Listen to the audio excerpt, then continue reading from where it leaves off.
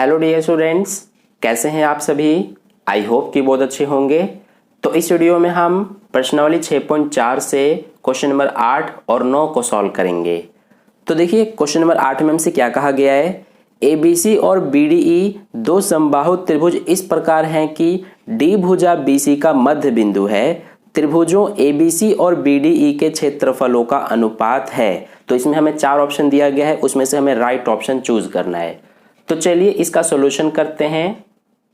तो देखिए dear students, इस क्वेश्चन में हमसे कहा गया है कि ABC और BDE दो समबाहु त्रिभुज हैं और जो D है वो भुजा BC का मध्य बिंदु है। तो देखिए ये जो आप D देख रहे हैं, ये इस BC का मध्य बिंदु हमने लिया है। तो हमारे दो त्रिभुज बने हैं, एक तो त्रिभुज ABC और त्रिभुज BDE। तो ये दोनों त्रिभुज हमें समबाहु त्रिभुज दिया गया है, ठीक है। तो हमें इसमें क्या करना है कि दोनों ही त्रिभुज यानी कि त्रिभुज BDE ये छोटा वाला और ये पूरा बड़ा वाला त्रिभुज ABC, इनके क्षेत्रफलों का अनुपात हमें बताना है। तो देखिए कैसे बताएंगे हम। सबसे पहले जैसा कि हमें पता है कि दोनों ही त्रिभुज ये छोटा वाला और ये पूरा बड़ा वाला ये हमें समबाहु त्रिभुज दिया गया है। तो समबाहु त्रिभुज की सभी भुजाएं बराबर होती हैं, इसीलिए हम क्या करेंगे कि इस बड़े वाली भुजा को 2x मान लेते हैं। आप x भी मान सकते हैं, 3x भी मान सकते हैं, 4x भी, कुछ भी मान सकते हैं। तो मैंने इसको 2x मान लिया। तो अगर ये भुजा 2x है तो ये पूरा AB ये भी 2x होगा और ये BC ये भी 2x होगा, क्योंकि समबाहु त्रिभुज की सभी भुजाएं बराबर होती हैं। अब अगर ये पूरा 2x है और ये पूरा 2x है तो ये B से लेकर D तक कितना होगा। हमें जैसा कि पता है कि D जो है वो BC का मध्य बिंदु है। तो अगर ये मध्य बिंदु है इसीलिए B से D तक और D से C तक ये इतना और ये इतना बराबर होगा। तो इसीलिए ये पूरा 2x है तो यहां से यहां तक सिर्फ x होगा। अब देखिए ये BD क्या है, इस छोटे वाले त्रिभुज की भुजा है और ये छोटा वाला त्रिभुज भी समबाहु त्रिभुज ही है। इसीलिए अगर ये x है तो ये वाली भुजा भी x होगी। इसी तरह से E से लेकर B तक ये भी x ही होगी। तो आई होप आपको इतना समझ में आ गया। तो सबसे पहले हम इसी को लिखेंगे अपने सॉल्यूशन में। हमने क्या किया है कि हमने माना है त्रिभुज ABC की भुजा को 2x और त्रिभुज BDE की भुजा को x माना है। तो लिख लेंगे माना त्रिभुज ABC की भुजा, तो ये हमने 2x माना है और त्रिभुज BDE की जो भुजा है वो हमने क्या माना है, x माना है। अब देखिए जैसा कि हमें पता है कि दोनों त्रिभुज समबाहु त्रिभुज हैं, तो समबाहु त्रिभुज जो होते हैं वो हमेशा ही समरूप होते हैं। ये बात जैसा कि आपको पता होगा, क्योंकि सभी कोण उसके 60-60 डिग्री के होते हैं। तो इसीलिए सभी समबाहु त्रिभुज समरूप होते हैं। तो इसीलिए यहाँ पर हम लिखेंगे कि त्रिभुज ABC जो है यानी पूरा बड़ा वाला त्रिभुज ये समरूप होगा इस त्रिभुज BDE के। तो लिखेंगे त्रिभुज ABC समरूप है त्रिभुज BDE के। इसका रीजन भी लिख देंगे यहाँ पर हम कि समबाहु त्रिभुज समरूप होते हैं। यहाँ पर हम लिख लेते हैं। तो ये हमने लिख लिया। अब देखिए हमने दोनों त्रिभुज को समरूप तो दिखा दिया। तो जैसा कि हमें पता है कि अगर दो त्रिभुज समरूप होते हैं तो इनके क्षेत्रफलों का अनुपात इनकी संगत भुजाओं के अनुपात के वर्ग के बराबर होता है। ये बात जैसा कि हमें पता है। तो इसीलिए हम यहाँ पर क्या लिख सकते हैं कि एरिया ऑफ ABC यानी त्रिभुज ABC के क्षेत्रफल अनुपात में एरिया ऑफ BDE यानी कि त्रिभुज BDE का क्षेत्रफल किसके बराबर होंगे, इनकी संगत भुजाओं के अनुपात के वर्ग के बराबर। यानी AB बटे BD ये दोनों क्या है, संगत भुजाएं हैं।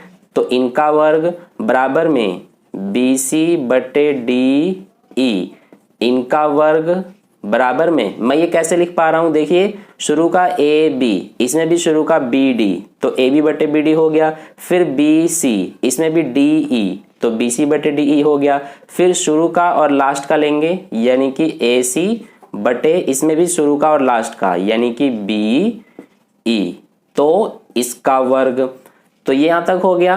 अब देखिए हमें क्या करना है, इसको तो सबसे पहले उतार देते हैं हम। एरिया ऑफ ABC बटे में एरिया ऑफ BDE बराबर यहाँ पर क्या करेंगे हम कि ए बी बटे बी डी का वर्ग है, तो सिर्फ हम इसी को लेंगे, इसको लेने की जरूरत नहीं है क्योंकि इसी से हमारा आंसर आ जाएगा।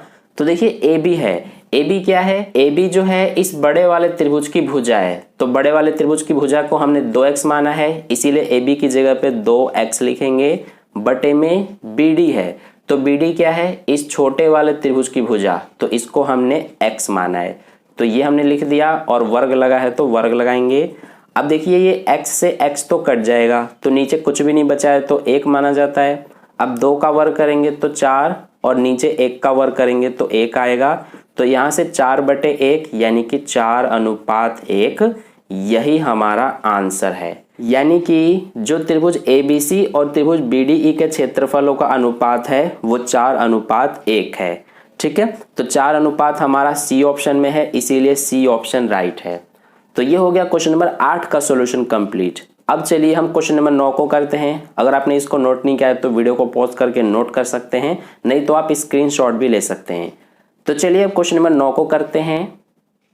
तो डियर स्टूडेंट्स, क्वेश्चन नंबर 9 में हमसे क्या कहा गया है, दो समरूप त्रिभुजों की भुजाएं 4:9 के अनुपात में है, इन त्रिभुजों के क्षेत्रफलों का अनुपात है। तो इसमें भी हमें 4 ऑप्शन दिया है, राइट ऑप्शन हमें चूज करना है। तो देखिए मान लीजिए कि ये 2 त्रिभुज हैं, ठीक है, जिसका नाम हमने ABC और PQR दिया है। तो ये दोनों त्रिभुज जो हैं हमें समरूप दिया गया है और इनकी भुजाओं का जो अनुपात है वो हमें 4:9 दिया गया है। तो हमसे इनके क्षेत्रफलों का अनुपात पूछा गया है। तो देखिए ये हम कैसे बताएंगे, हमें जैसे कि पता है कि दोनों त्रिभुज समरूप है, ये हमें दिया गया है, तो इसी को लिख लेंगे त्रिभुज ABC ये समरूप है त्रिभुज PQR के। इसका रीजन लिख देते हैं, ये हमें दिया है। तो ये हो गया। अब देखिए जैसे कि हमें पता है कि अगर 2 त्रिभुज समरूप होते हैं तो इनके क्षेत्रफलों का अनुपात इनकी संगत भुजाओं के अनुपात के वर्ग के बराबर होता है।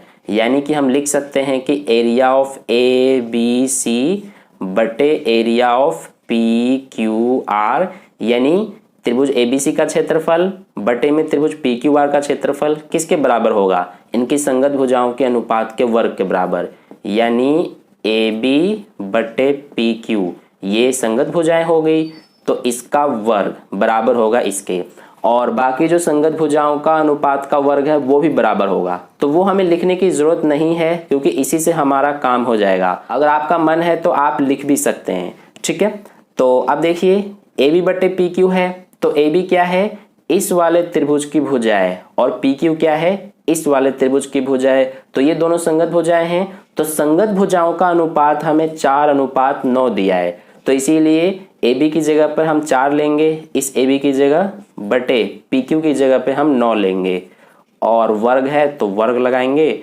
तो ये 4 का वर्ग करेंगे तो 4 का वर्ग 16 और 9 का वर्ग 81, 16/81 यानी कि 16:81 यही हमारा आंसर है। ठीक है, तो 16:81 जो है वो हमारा डी ऑप्शन में है, इसीलिए डी ऑप्शन राइट है। तो ये हो गया क्वेश्चन नंबर 9 का सॉल्यूशन कंप्लीट। इसी के साथ हमारा क्वेश्चन नंबर 8 और 9 का सॉल्यूशन कंप्लीट हुआ इस वीडियो में। आई होप आपको दोनों क्वेश्चंस अच्छे से समझ में आ गए हैं। अगर फिर भी कहीं कोई डाउट है तो आप मुझसे कमेंट करके पूछ सकते हैं, मैं आपको समझा दूंगा।